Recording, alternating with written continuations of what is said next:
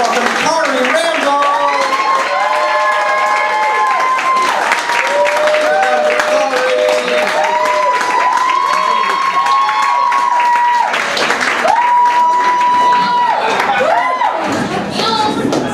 You can tell who my family is. Thank you so much. So, I'm a fall baby, so that's what this is. I mean, okay, let me be honest. What it really is that like over the last year and a half, I lost like 70 pounds, and I'm poor. So that's what this really is. You know what I'm talking about. He remembers. I know. A dog peed on me almost outside. It was kind of nuts. I got to work on my reflexes. It just kind of stopped and put his legs up and just kind of jumped out of the way. And I was talking to my friend on the phone and he was like, that means the dog likes you. I'm like, bro, what are you talking about? And he's like, well, if the dog's peeing on you, it's trying to mark you as his territory. So I'm like, oh, so you're trying to say the dog's trying to make me his bitch? And he was like, no, the dog likes you. I'm like, no, bro, like the dog wanted to mark me and let people know like this is his human, you know? And then, so I spilled some sauce on the ground, and the owner was really concerned because he thought his dog peed blood. And I was like, no, bro, like, that's just me littering, like, don't worry about it. I saw a citizen's arrest, like, 2 weeks ago. I don't know if any of you have ever seen a citizen's arrest, but it's, okay, she knows what I'm talking about. It's really interesting. So I saw a citizen's arrest at the 60th, she loves this so much, at the 68th Street train station on the 6th line. And I saw it between two homeless people. Now, I'll be honest with you guys. When I think of the words citizens and arrest together as a phrase, I think of somebody like you guys, somebody like you, doing a citizen's arrest. But no, it was an Arabic man, and the only reason I know is because he said I'm Arabic. He was like, don't fuck with me, I'm Arabic, I'll punch you in your face. Like, don't play with me. And so he's like coming up the stairs, he's like, citizens arrest, call the police. And he's holding this really frail woman who looks like she could like just fall over if the wind blew a little bit. Just like super frail, right? And so they get to the ticket booth, and I have my bike. I'm just trying to get inside. I'm trying to make eye contact with the booth agent to let him know I'm not trying to hop the train. I'm just trying to swipe, get my bike in, and get going, you know? Because who needs to get a ticket, and who needs to get arrested because we're black, you know? Every time I go out, I'm trying to get home. It's hard, okay? All of you should appreciate, you know what I'm saying? I see you, bro. You know, it's hard. It's ridiculous. So anyway, they're at the booth, and they're talking, and he's like, look, I tried to help you, you know? And you tried to steal from me, and if you have $10, I'll let you go. $10, that's all the value of her thievery was. It was worth $10, and that's a rough life. But it got me curious about a citizen's arrest, so I looked it up, and it's just like anybody can use physical but not deadly, physical but not deadly, physical but not deadly force. Right? You guys are learning something today. To stop somebody, usually committing a felony.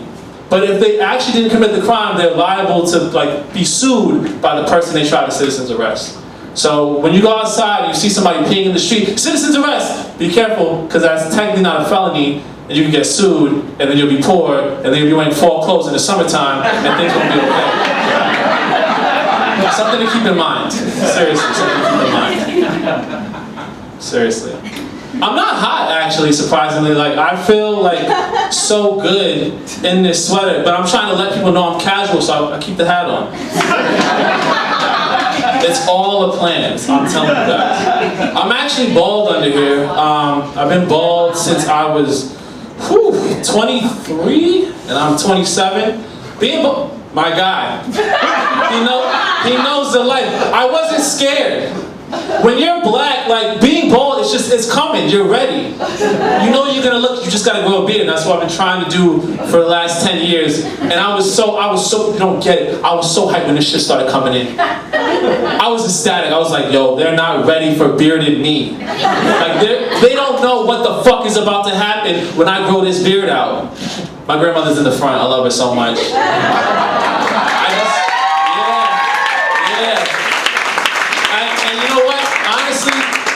If it wasn't for my grandmother, I literally would not be here right now. That's how poor I am. You know? I have a job. It just didn't start yet. That's what I do. I get jobs. I'm so serious. I get jobs and then like I coast because I know the job's coming. And then I do the job and then, well, things happen. And then I don't have a job anymore, but then I got another job. I don't stop I'm confused how people are unemployed in the pandemic because I just keep getting motherfucking jobs. It doesn't end. I don't think y'all understand because it's serious out here and I just keep on picking up jobs. But some shit happened to me recently. So I got a second job at American Eagle. I wasn't hyped because it's American Eagle. They love American Eagle. They would have been in there every day. I wasn't hyped because it was American Eagle. I was just hyped to have another job because he knows what I'm about to start talking about. When you're black, like having two jobs is like a rite of passage. Like working hard and like slaving to, not slaving. Let me go. Relax. Not slaving.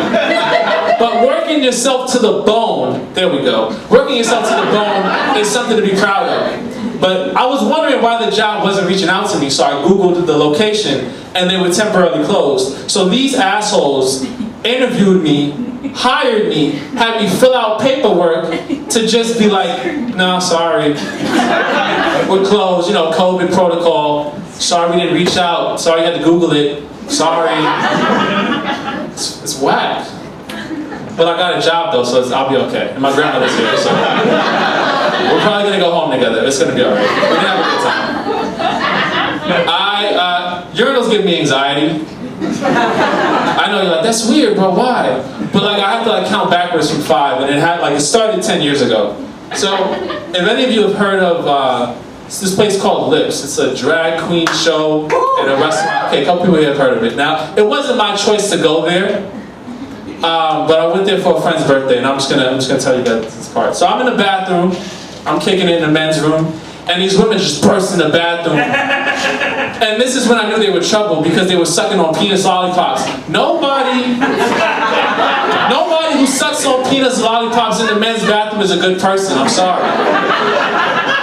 No one at all who does that is a nice person. I knew they were a bunch of hooligans.